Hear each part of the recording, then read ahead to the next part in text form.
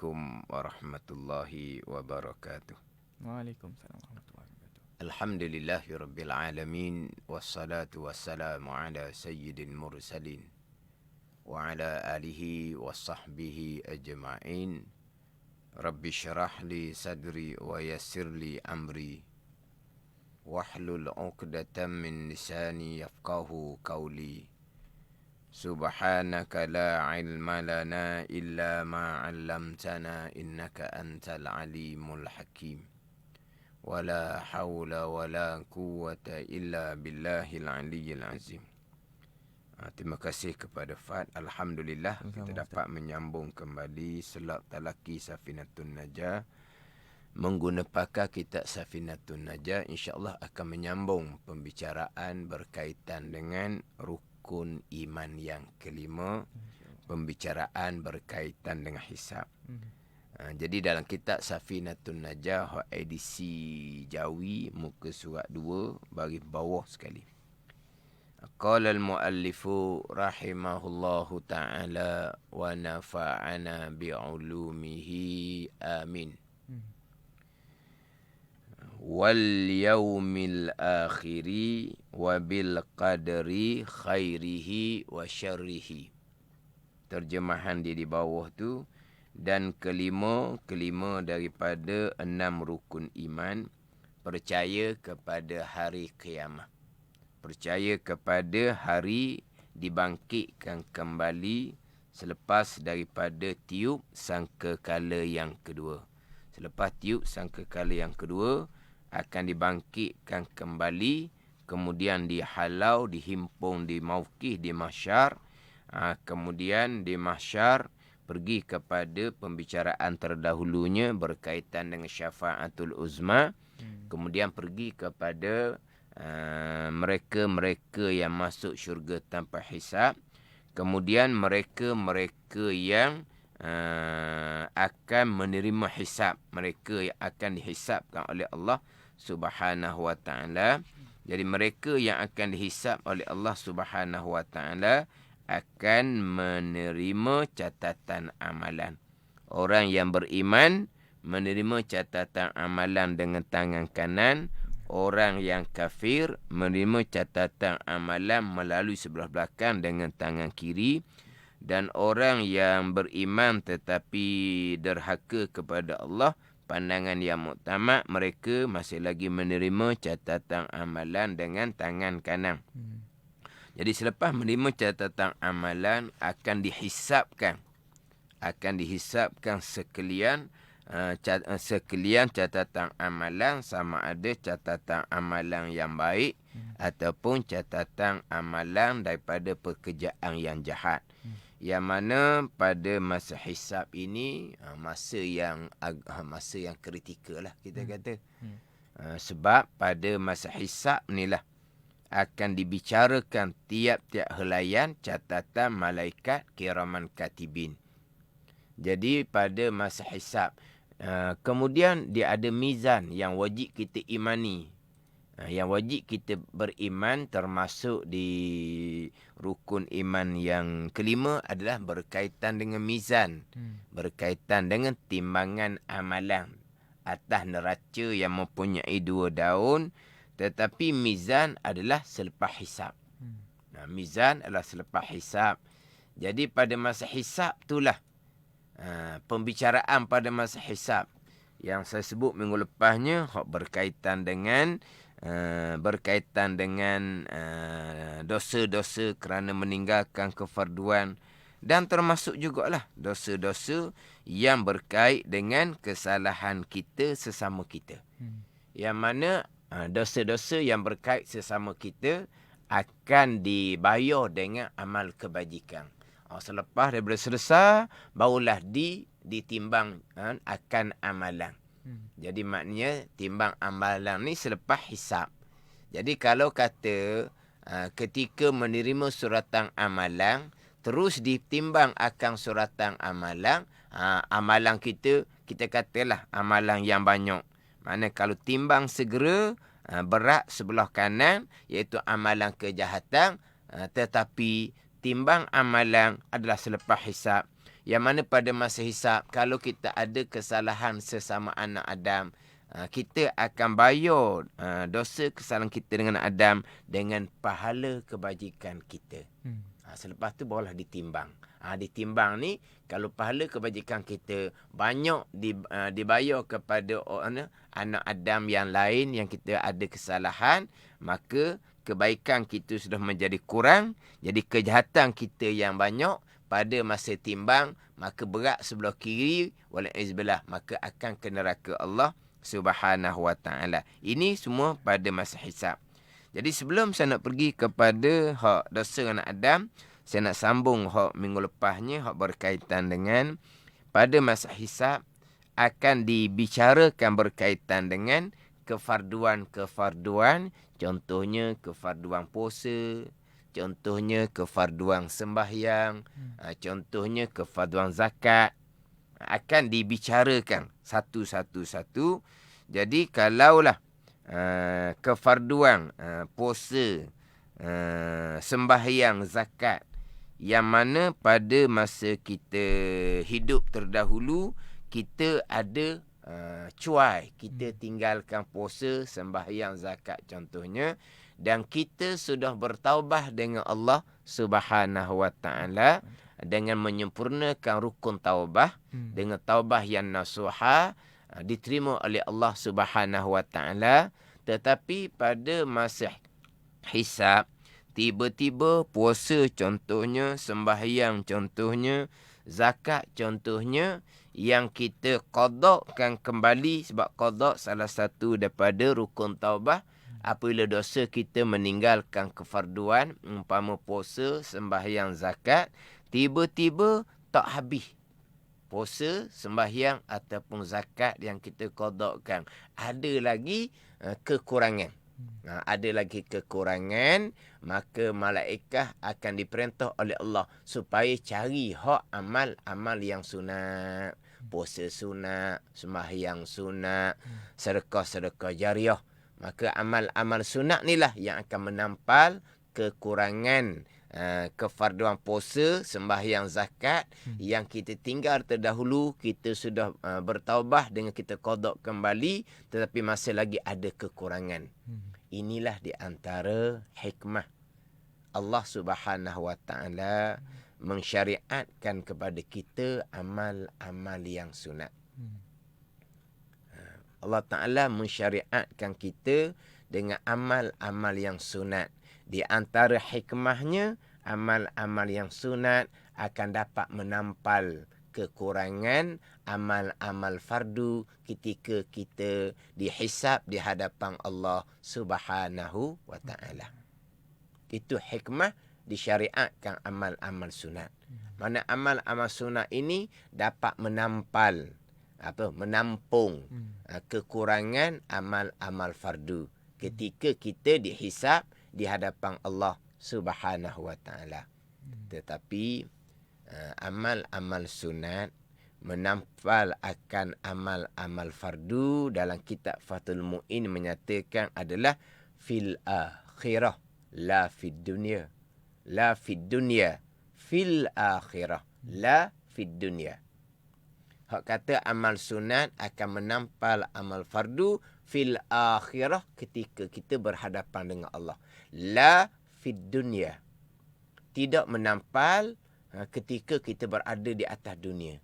Ketika kita hidup atas dunia, solat, puasa Ramadan yang kita ponteng, sembahyang yang kita tinggalkan, zakat yang kita cuai daripada membayar, tidak sama sekali ditampal dengan amal-amal yang sunat. Sebaliknya, kefarduan yang ditinggalkan tadi wajib diqadakkan, wajib ditunaikan. Kena puasa, kena semayang, kena zakat, kena kira-kira kena bayar kembali. Tidak boleh ditampal dengan amal-amal yang sunat. Ketika kita hidup atas dunia, kita wajib bertaubah daripada dosa besar, ponteng puasa. Dosa besar, tinggal semayang. Dosa besar kerana cuai daripada bayar zakat. Maka ni wajib bertaubah. Salah satu dari rukun taubah adalah wajib diqadakkan kembali. Boleh tak puasa Ramadan yang ditinggalkan nak tampal dengan puasa sunat? Tidak boleh sama sekali. Wajib diqadakkan. Apabila kita qadakkan, kita bertaubah dengan taubah nasuha, pada kiraan kita puasa kita sudah qadak selesai. Sembahyang kita sudah qadak selesai.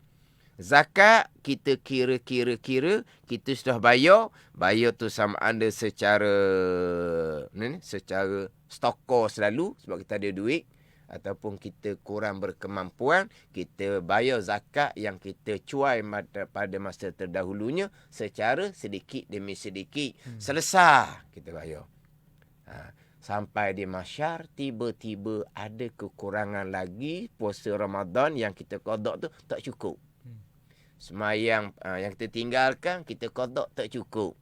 Zakat yang kita cuai tadi, kita bayar tu tak cukup. Barulah di akhirah, amal-amal sunat akan menampal amal-amal fardu. Di akhirah, la fid dunya, bukan atas dunia. Atas dunia, wajib diqadakkan. Jadi, minggu lepas saya sebut dah bab qadak ni. Jadi kita bicara bab dosa-dosa sebelum kita ini berhadapan dengan Allah pada masa hisab. Jadi dosa ni kita bicara dosa tinggal kefarduan. Saya sebut permulaan tadi dosa dengan Adam, kita akan bicara semula hak dosa berkaitan dengan dosa dengan Adam. Jadi dosa kerana meninggalkan kefarduan. Jadi rukun taubahnya di antaranya adalah qada. Tapi akan timbul banyak persoalan lah. Biasa persoalan yang timbul ialah kita balik umur, tak kira lah umur 11, 12, 13, 14 ke. Jadi masa remaja tu kerana berkawan contohnya, jadi ada puasa yang dia ponteng. Dia makan senyap-senyap tu. Mak ayah tak tahu. Tapi masa tu dia sudah balik. Dia sudah ada catatan amalan. Kemudian barulah dia mari keinsafan. Dia pun belajar kembali. Dia mengetahuilah bahawa tinggal puasa dia terdahulu pada masa dia remaja, yang mana dia sudah balik. Dia wajib kena qadak kembali. Tapi persoalan yang timbul, tahun tu tahun lama dah. Faham tak ni? Itu masa umur belasan. Sekarang mungkin umur 20, 30, 40. Jadi banyak mana puasa yang ditinggalkan. Mana bukan ditinggal terus, dia berpuasa. Mana kalau kira depan mak ayah tu maknanya anak dia ni puasa cukup lah. Depan mak ayah, dia ponteng puasa kerana dia berkawan. Kalau dia tak ponteng puasa, mungkin dikatakan tidak kamcing ke apa. Tak masuk regu lah kita panggil. Jadi dia pun ponteng puasa. Itu pada masa dia remaja, tapi sudah balik. Sudah ada catatan sendiri, itu sebesar-besar dosa. Orang ponteng puasa lebih besar dosa daripada berjudi minum arak lagi. Ini kita berada di bulan Ramadan ni. Sidang pendengar bolehlah menipu ibu bapa, tapi Allah Maha mengetahui apa yang kita lakukan. Kita ponteng puasa sebesar-besar dosa, malaikat ada tu yang mencatat dosa. Itu kena ingat, sebab sama sahaja tak kira siapa. Walaupun kita masih remaja, kita masih lagi umur belasan tahun, sama sahaja sekarang. Semua mati bila-bila masa. Wanafat. Kita mati bila-bila masa. Orang dahulu dia mati sakit gitulah. Orang sekarang cukup mudah mati. Terkadang seorang orang tua, bukan kata anak dia sudah mati, cucu dia pun ada sudah mati. Orang tua ni segar lagi. Bukan kata anak yang meninggal terlebih dahulu, bahkan ada cucu dia yang sudah meninggal. Ni maknanya yang kita fikir, saya ni muda lagi, umur belasan tahun, umur 20-an, lambat lagi nak mati. Tak. Terkadang ni hok muda-muda ni lah. hok berlakunya perkara-perkara yang tidak diingini, berlakunya kemalangan contohnya. Jadi mati bila-bila masa. Jangan sesekali kita ponteng puasa. Dosa yang amat besar, kerana puasa ni salah satu daripada rukun Islam. Kalau ada kawan yang cuba nak goda, nak asuk, kita yang beritahu pada kawan kita, kamu jangan tinggal puasa, berdosa sangat kamu ni. Jangan kita pergi turut perkara yang berdosa. Dan kita berkawan dengan dia, kita cubalah supaya kita nasihat dia. Jangan kita pula pergi turut dia ponteng puasa. Jadi apabila kemudian baru mari keinsafan, tapi masa dia ponteng puasa tu pada masa dahulu. Jadi macam mana ni? Sebab ada tulis dalam diary. Sekarang ni Telefon lah. Sekarang ni telefon. Mana telefon ada diary? Ada? Note. Ada dalam telefon? Ada. Oh gitu. Sekarang ni buku diary tak ada dah. Ada jual tapi mungkin orang jarang beli Ustaz. Kalau dahulu waktu wajib tu. Waktu akhir tahun wajib tu buku diary tu. Mesti kena ada. Sekarang ada jual lagi. Ada lagi Ustaz. Tapi maknanya ada dalam telefon lah. Ada dalam telefon. Jadi orang hok ponteng puasa ni dia catat dalam telefon ke? Tapi takut kalau tulis tu takut orang baca pula. Kena takut orang baca. Hmm. Jadi ketika tak ada orang tulis lah. Mana ada orang tulis. Tak kan tinggal puasa dia tulis. Maknanya lepas kemudian berapa hari sebenarnya ni puasa ditinggalkan. Tu kena balik pada ilmu lah. Sebab kita tak ada catatan. Yang mencatat adalah malaikat raqib atid. Kita tidak mencatat. Jadi kalau nak tahu sebenar-benar, contohnya puasa yang kita tinggalkan, cakap gurau ni, bukan sungguh ni. Kena tanya raqib atid lah. Maknanya kita tidak akan mengetahui jumlah yang sebenar. Lepas tu macam mana? Kita kena ijtihad. Kena bersungguh-sungguh. Kita fikir balik. Kita balik umur berapa? Umur 12 ke? Umur 13 ke? Umur 14 kita balik.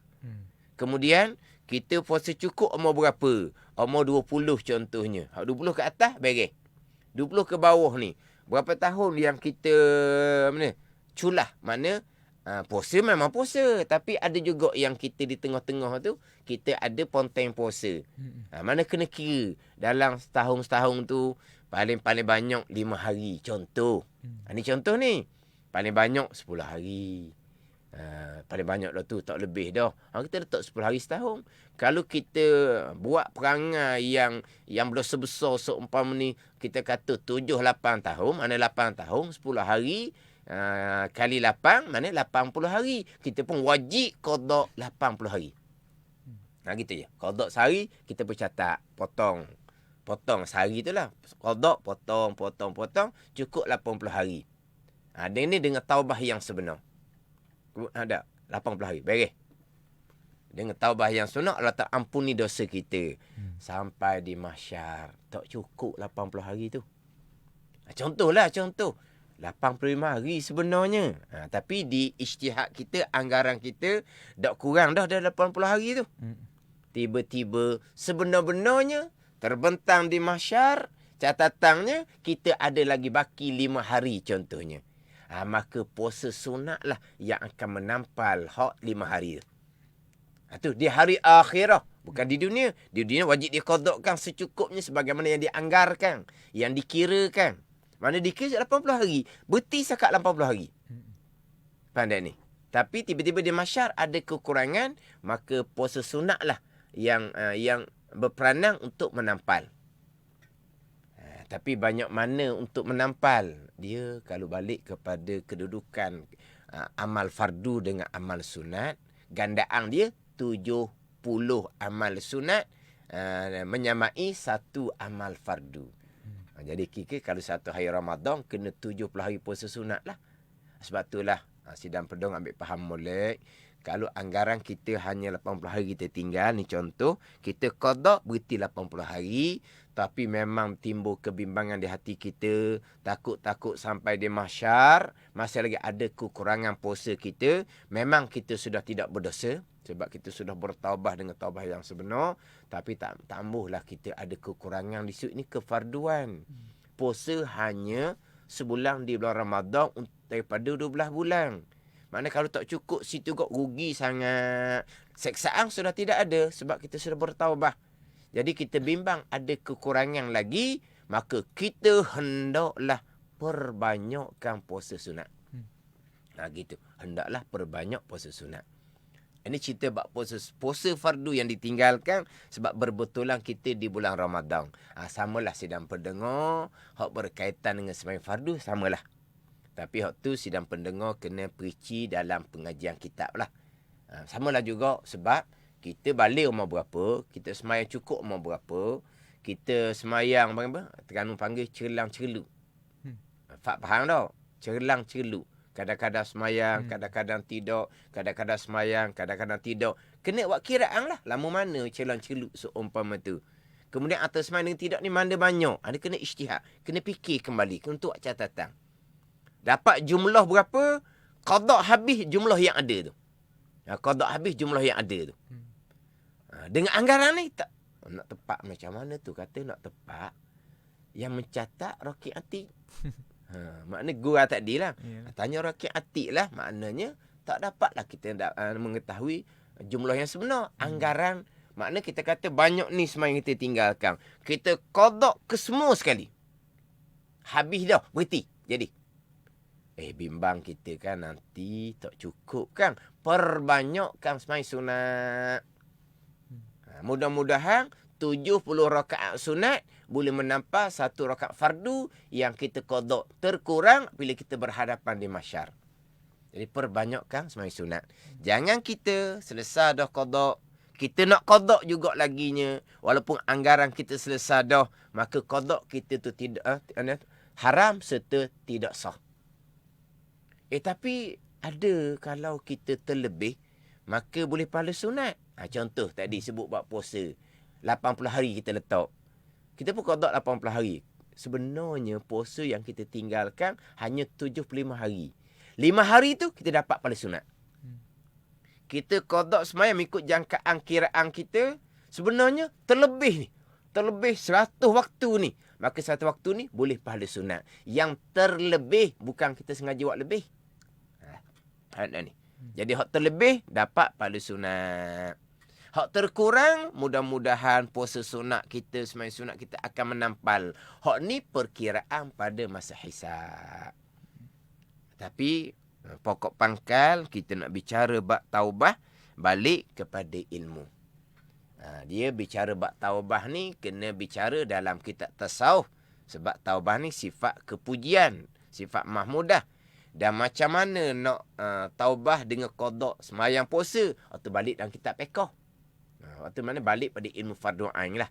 Kemudian pula kalau kita secara individu ada masalah yang seumpama ni, kita kira jumpa guru, tanya guru molek. Macam mana cara nak qada puasa, macam mana cara nak qada semua. Itu balik pada ilmu. Balik pada ilmu. Tapi nak cerita tadinya, apabila kita sudah bertaubat dengan Allah, kita sudah qada puasa, sembahyang dan juga zakat, sampai di mahsyar ada kekurangan, maka amal sunatlah yang akan menampal. Bukan atas dunia atau dunia kefarduan, wajib ditunaikan, wajib diqadakan kembali, sama sekali tidak akan ditampal dengan amal-amal yang sunat. Ini semua pada masa hisab. Pada masa hisab, sebelum ditimbang akan suratan amalan. Pada masa hisab juga, hak tadi saya sebut mula-mula, hak berkaitan dengan dosa dengan anak Adam. Dosa kita dengan Allah kerana meninggalkan kefarduan mudah, sebab kita dengan Allah Ta'ala, kita puasa lah. Tak ada kaitan dengan siapa-siapa.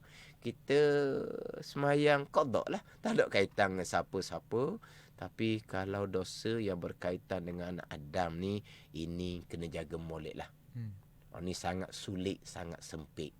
untuk melepasi kita daripada berhadapan dengan seseorang anak Adam yang kita zalimi atas dunia ketika saat kritikal, ketika hisab di hadapan Allah Subhanahu wa taala. Jaga molek atas dunia ni. Dia orang yang sudah berubah kepada kebaikan, pasti sudah tidak meninggalkan puasa, pasti tidak meninggalkan sembahyang fardu, pasti tidak cuai lagi daripada membayar zakat. Tapi macam mana dengan dosa anak Adam?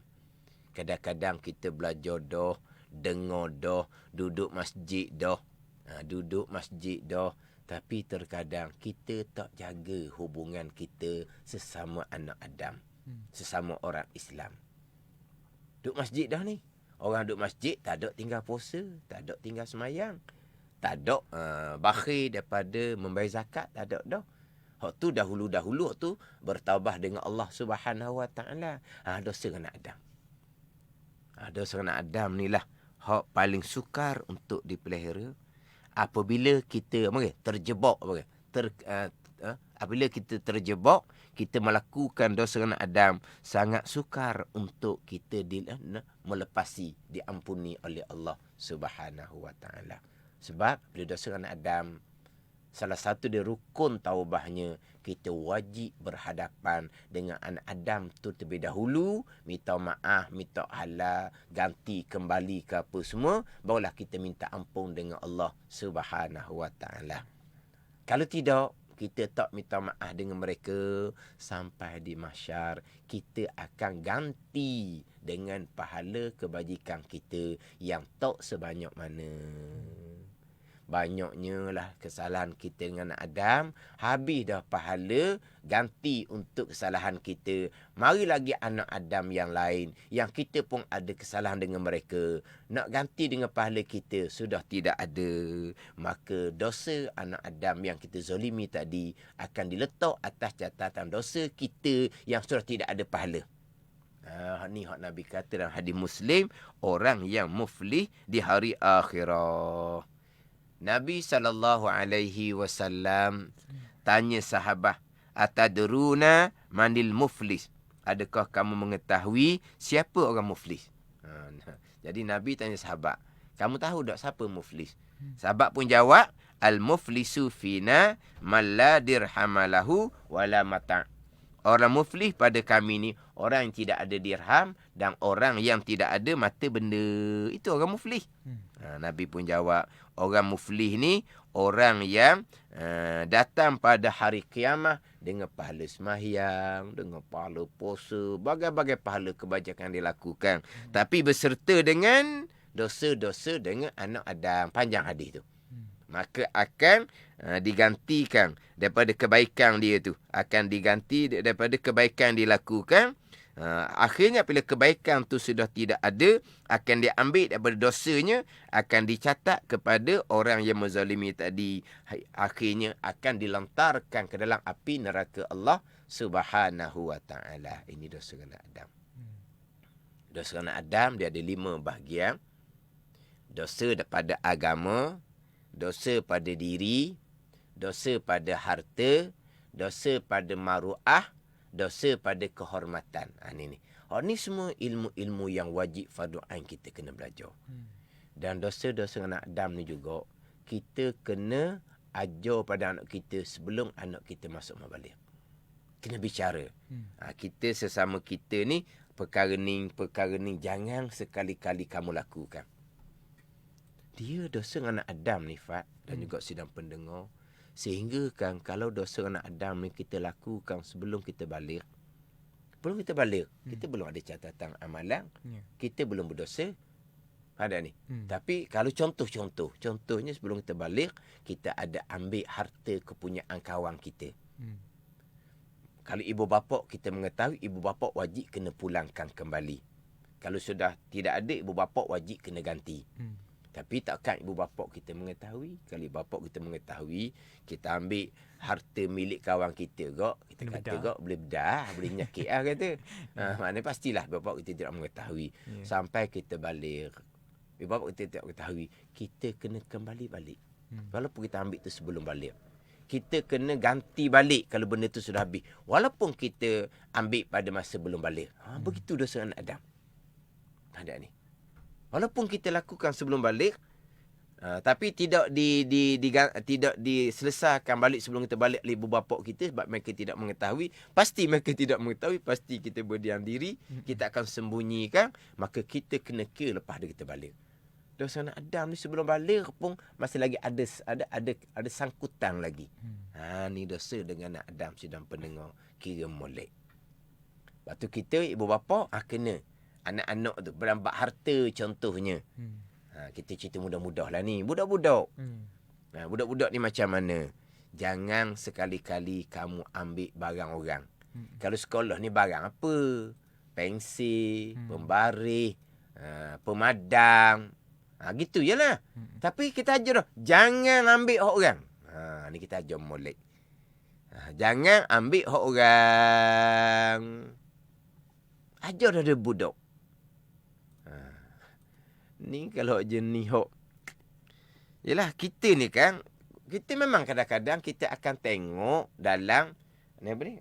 Dulu kita panggil kotak kalang. Panggil apa ni? Kotak pensil. Kotak pensil. Dia panggil kotak pensil. Kita panggil dulu kotak kalang. Kalang tu pensil lah. Pensil. Fak tahu kalang tau. Kalang tu pensil lah. Kotak kalang. Kotak pensil lah. Buka tengok. Kenapa ni? Tengok semalam, satu batang je pensil. Ni ada 2-3 batang ni. 2-3 batang ni macam mana ni? Kena kira lalu. Kamu ambil siapa? Kamu ambil siapa? Kita kena marah. Esok kita kena gantar balik kepada ampunya kawan anak kita tu. Kena seumpama tu. Wajib kita kena ambil tindakan seumpama. Kita kena marah anak kita. Tapi kalau anak kita buat perangai seumpama umur 10 tahun dah. Kita kena ambil ambil rotan, kita pukul tangan dia. Pukul yang tidak melukakan. Kalau dia umur 10 tahun dah. Kalau dia umur 7-8 tahun, tak dipukul. Tapi kita kena marah. Kita kena we amaran, we warning. Marah dengan tasdik lah, dengan tegah. Jangan buat baby kurang. Kena marah dengan sungguh.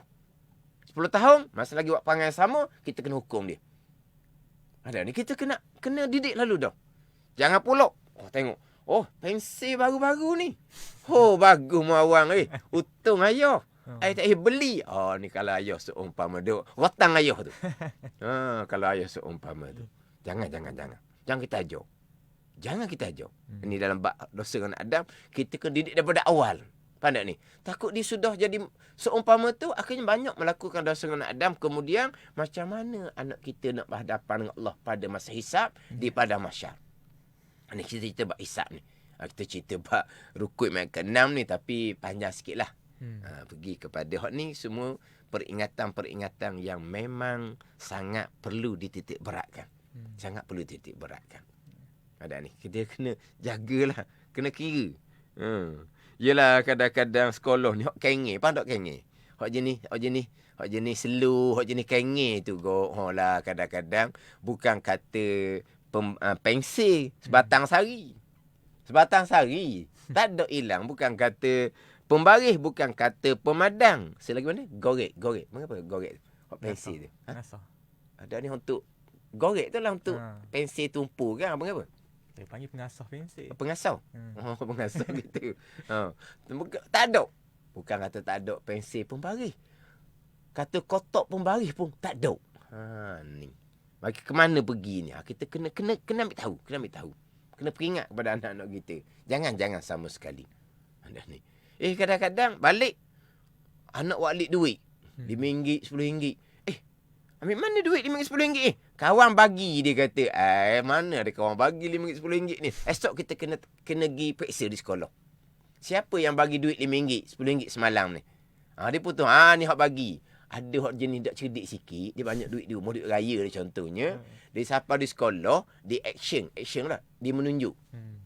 Duit banyak. Lepas tu ada orang minta. Bagi ya. Dia pun bagi. Budak tak cerdik. Kita pulangkan kembali. Mana kita didik pada anak kita. Hubungan kita sesama kita. Ada batasan yang sangat perlu kita jaga. Ni contohnya hanya bicara bab harta. Sama juga bicara bab diri. Kamu jangan sesekali pukul orang. kesalahan yang besar tu dengan anak Adam dalam bab diri dia panggil. Kalau pukul, terajang, tumbuk, tu. Itu kesalahan dengan anak Adam belaka tu. Mana kita kena didik. Jangan kamu bully lah panggil tak. Jangan bully. Jangan kamu buat kawan kamu berang. Kena kita ajar. Kena didik. Jadi untuk jaga hubungan dosa dengan anak Adam supaya kita tidak terkena kesalahan dosa sesama kita. Sebab apa? Kita akan berhadapan di mahsyar ketika hisab di hadapan Allah Subhanahu wa taala. Kalau kita tak selesai atas dunia, kita tak minta maaf atas dunia, sampai di mahsyar kita akan bayar dengan pahala kebajikan kita yang tak sebanyak mana. Ni kiraan kitanya. Faham tak ni? Dalam bab hisab kena kiralah. Ni cerita. Tak apalah, kita pun masa ada tinggal sedikit lagi. InsyaAllah lah untuk slot akan datang saya akan menyambung kembalilah berkaitan dengan hisab ni. Contohnya ni cerita-cerita hak berlakulah kita kata. Maknanya gi jalan rumah saudara mara ke, rumah kawan-kawan kita ke. Dalam rumah dia tu banyaklah. Dia orang senang, orang banyak duit. Barang permainan banyak jenis lah. Hak comel-comel, hak mahal-mahal lah. Kita ni nak beli lah permainan hak murah-murah. Hak duit kedai RM2 tu boleh lah kita beli. Hak pakai main seminggu 2 hacu patuh punah tu. Jadi hak molek-molek ni lah benda mahal. Jadi bila anak kita pergi jalan rumah saudara mara, rumah kawan-kawan contohnya, jadi ada rumah dia bolehlah main di rumah tu setara mana tuan dia membenarkan, tak tahulah. Sebab tuan dia pun kadang-kadang sayang juga barang dia. Sayang juga. Mana jangan ambil kalau tuan punya barang tu sayang. Ni dibenarkan kita sama-sama main. Sama-sama main. Maka main lah, tak apalah. Ada ni. Lepas nak balik tu, nampak dia duk pegang tu. Duk pegang ni. Tak dia duk main. Sekarang nak balik dah ni. Dia duk pegang lagi. Minat ni. Lama dah dia nak barang permainan ni. Dah lama dah dia beritahu kepada mak ayah dia begitulah. Makna ada kurang kemampuan lah. Dia duk pegang. Kita pujuk anak kita. Tak apalah. Lain kali kita datang pula. Ni. Makna terima kasihlah kepada tuan punya barang ni kerana dia benarkan bermain. Gitu je lah kitanya. Faham tak ni? Tiba-tiba senyap-senyap siapa di rumah ada. Ni Pak Nasi dan pendengar. Ada dia alik. Contohnya. Kita kena beri peringatan. Dan kita wajib segera hantar kembali. Ataupun kita kata telefonlah ampunya barang. Macam mana ni, kalau nak halalkan, nak beri, tak apalah. Kalau tidak, kita hantar balik lah. Gitulah. Kalau dia kata, okey lah, tak apalah. Faham tak ni? Mana kena kira. Jangan pula, ni baru anak ayah. Tidak, kalau ayah beli tu, berapa harga tu, ayah tak ada duit nak beli. Tak apalah, kamu ambil barang dia pun, satu, dia pun tak sedarnya. Lagi barang dia banyak lagi. Hanya kurang satu, dia tak sedar. Ayah dia duit banyak. Jangan seumpam tu, jangan. Kita kalau ibu bapa seumpam tu sangat-sangat tidak bertanggungjawab. Kita nak merosakkan masa depan agama anak kita sendiri. Maknanya jangan ajar. Walaupun kita kata barang tu ampunnya dia orang yang berharta sekalipun. Milik orang. Kita tak boleh nak ambil ampunnya milik orang sebab ia akan berkait dengan dosa dalam bab harta. Akan timbul pun sampai di mahsyar pula pada masa hisab. Jadi kira bab hisab ni masa lagi insya-Allah saya akan sambunglah di slot akan datang. Hak pembicaraan rukun iman yang kelima, beriman dengan hari kiamat, beriman dengan akan dibangkitkan kembali sepatutnya sangka kali kedua, dan pergi kepada hisab di hadapan Allah Subhanahu wa taala. Walau pergi kepada mizan, pergi pada bicara haud, titiang sirat, dan pergi pada bicara syurga dan neraka Allah Subhanahu wa taala. Wallahu a'lam.